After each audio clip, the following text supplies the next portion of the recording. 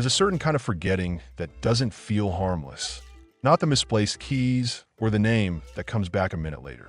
Something else. A folk. A pause that lasts too long.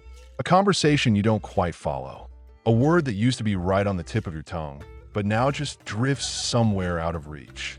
You laugh it off. Say, I'm just getting older. But somewhere inside, you wonder, is this normal? Is this how it starts? Because we've all seen what happens when memory fades, when clarity slips, when the people we love become strangers even to themselves. And the fear isn't just about forgetting someone's name. It's about forgetting yourself, your stories, your voice, your independence. That's why brain health after 70 feels so personal, so tender, so quietly urgent. But here's what matters most. Your brain is not done growing. Not at 70, not at 80, not even at 90.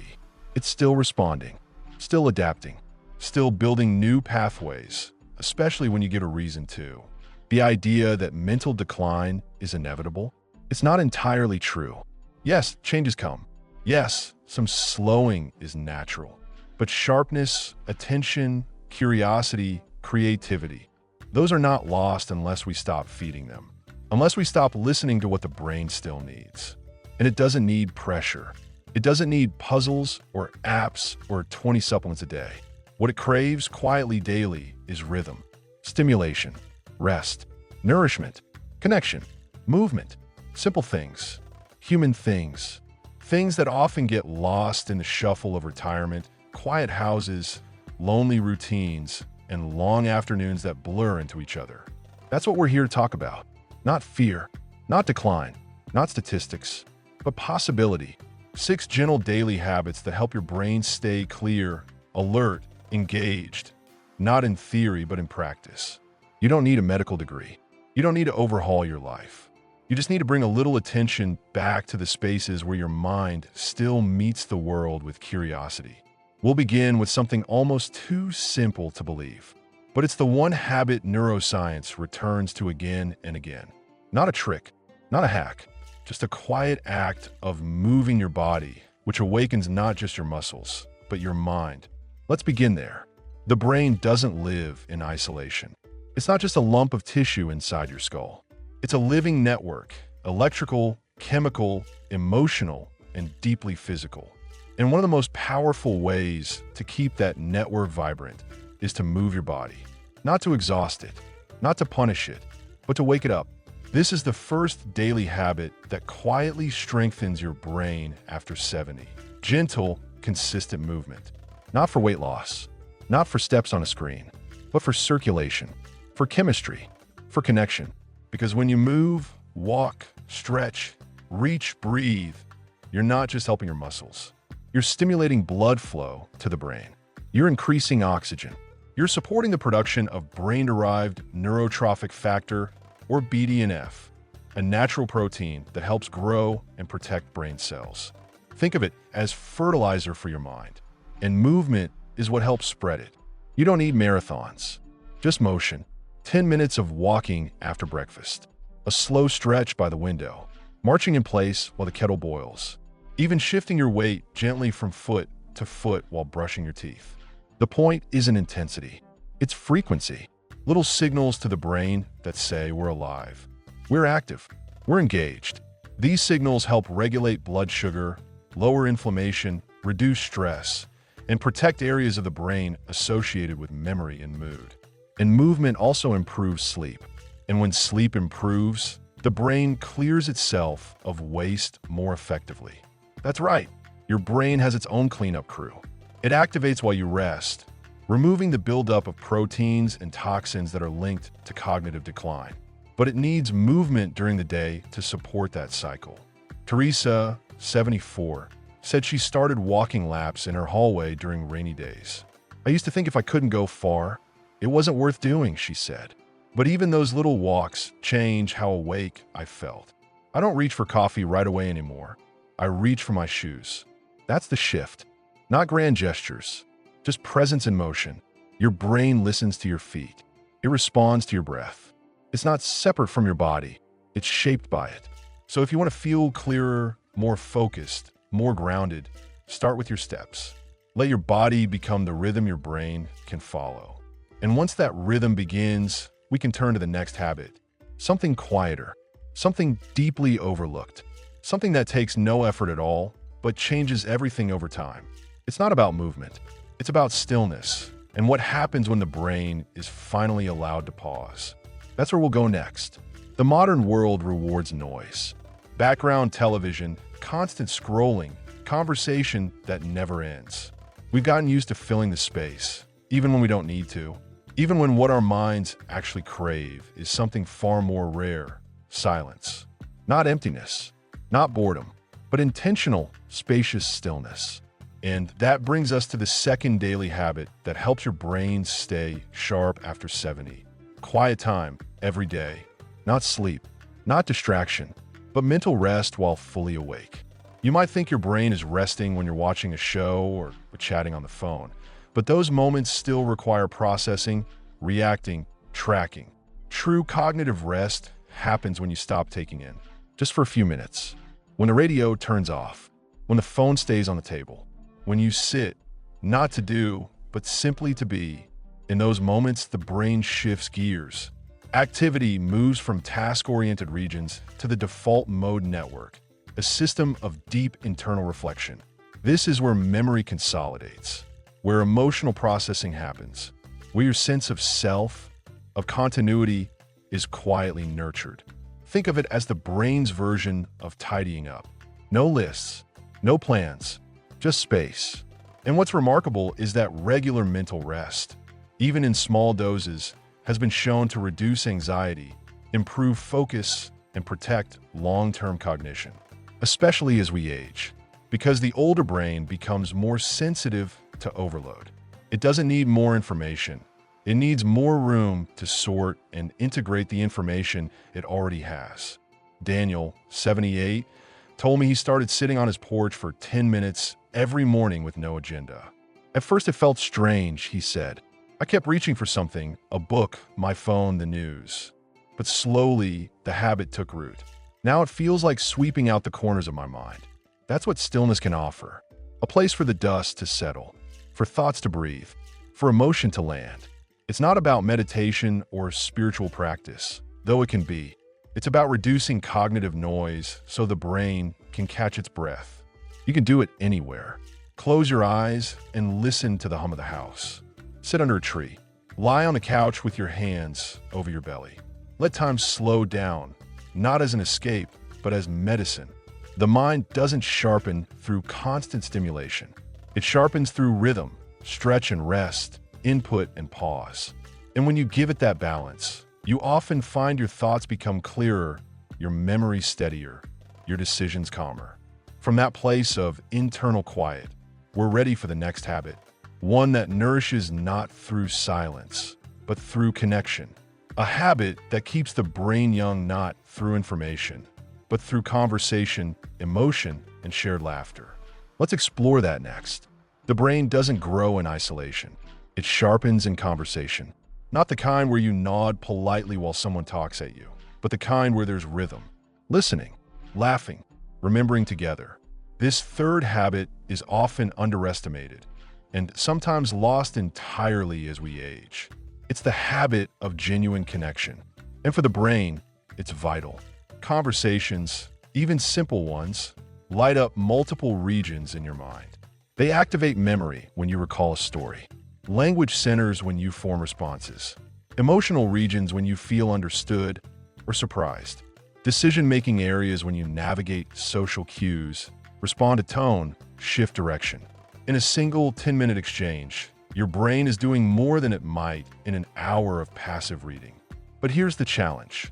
After 70, social contact often shrinks. Children grow up. Friends pass. Work no longer pulls you out of the house. And if mobility or hearing changes make communication harder, many people begin to withdraw. Quietly, gradually, sometimes without even realizing it. But the cost isn't just emotional. It's neurological. Loneliness doesn't just hurt the heart. It dulls the mind. Studies have shown that regular social engagement reduces the risk of cognitive decline, protects against depression, and supports executive function. The brain's ability to plan, remember, and adjust. And you don't need a crowd. One phone call, one heartfelt exchange, a short visit with someone who sees you fully. Even meaningful eye contact and a few words with a neighbor or grocery clerk can serve as brain fuel. What matters isn't the number of people. It's the quality of interaction. Beverly, 76, said she used to go days without speaking to anyone in person. I didn't feel lonely exactly. I just felt dim. Then she joined a small book group at the library. Not for the books, she said, for the stories around the stories. Now, once a week, she laughs, shares, listens. I feel brighter when I leave, she told me. Like my brain got a breath of fresh air. And that's exactly what's happening. Connection brings oxygen to the mind. It brings novelty, nuance, feedback. And when the brain receives that, it wakes up. So if your days have grown too quiet, gently reach out. Call someone who makes you laugh. Ask a neighbor to sit on the porch. Join a small group, even if you don't speak much. Be around story, voice exchange. Your mind doesn't just need stimulation. It needs relationship. And when that's in place, we can move to another kind of nourishment, not through speech, but through what we give the brain from within. Our next habit is about food, not diets, not rules, but the simple ways we feed the brain daily with fat, fiber, hydration, and warmth. Let's head to the kitchen next.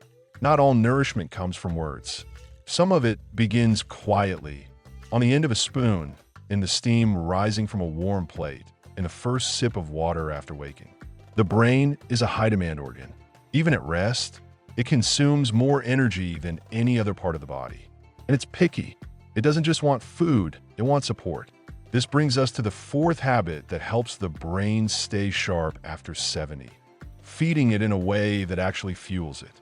This isn't about cutting out everything you love. It's about gently giving your mind what it has quietly needed all along. Fat, fiber, hydration, and warmth. Let's begin with fat. Your brain is nearly 60% fat by composition. The protective sheath around your neurons, called myelin, is built from fatty acids. Without healthy fats, those signals slow down.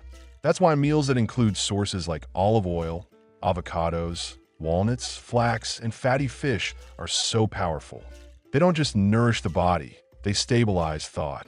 Fiber matters just as much. A well-fed gut microbiome produces compounds that reduce inflammation and support neurotransmitters like serotonin. That means a breakfast with oats and berries isn't just good for digestion. It literally brightens your brain. Hydration is often overlooked, but the brain is more water-sensitive than we think. Even mild dehydration can reduce focus, reaction time, and short-term memory. A glass of water first thing in the morning can feel like flipping on a light switch in a dim room. And warmth, something many older adults underestimate, brings calm. Soups, teas, cooked grains.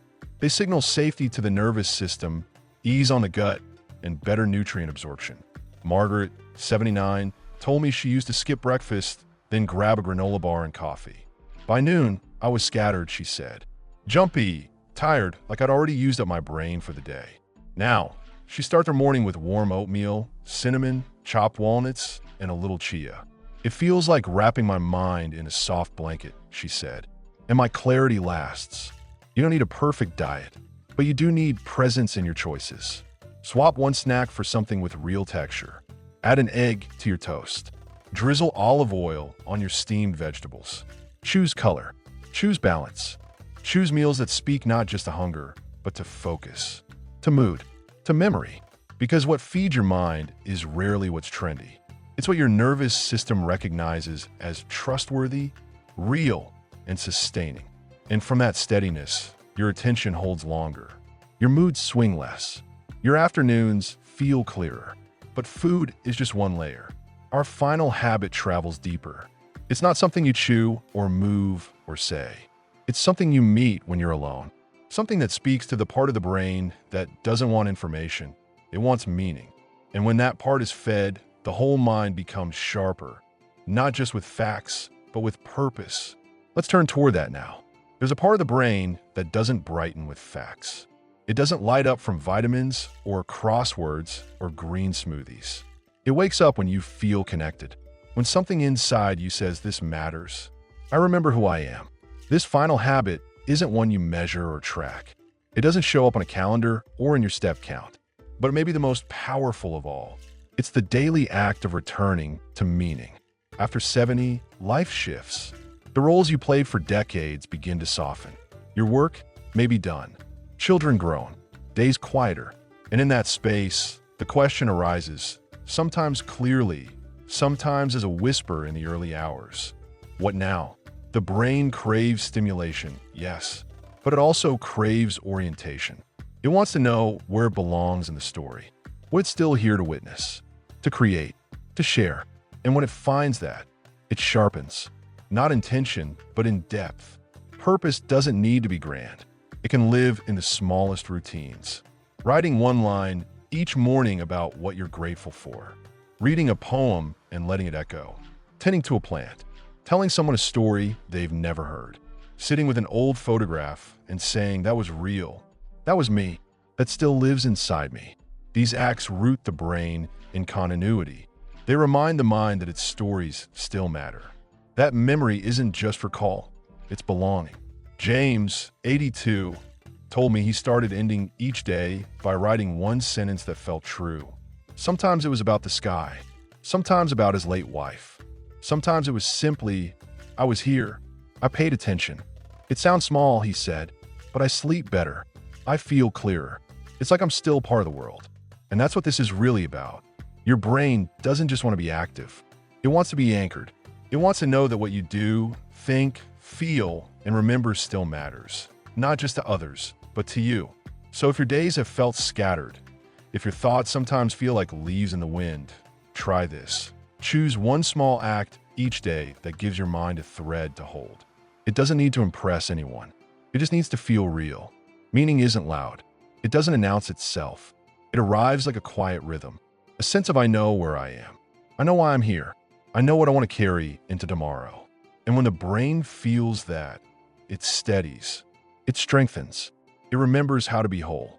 Let's look back. 6 gentle habits. Movement that wakes. Stillness that settles. Conversation that lights up the circuits of story. Food that nourishes without pressure. Hydration and color and warmth. And the sacred act of meaning that roots you in your own aliveness. These aren't magic tricks. They're not quick fixes. They're signals, repeated daily, that tell your brain, I'm still here. I'm still learning. I still matter. And in that message, day by day, clarity deepens. Thank you for being with us. If something in this resonated with you, share in the comments. What keeps your mind awake these days? Like the video, subscribe to the channel, and come back next time for more ways to stay present, steady, and connected to who you've always been.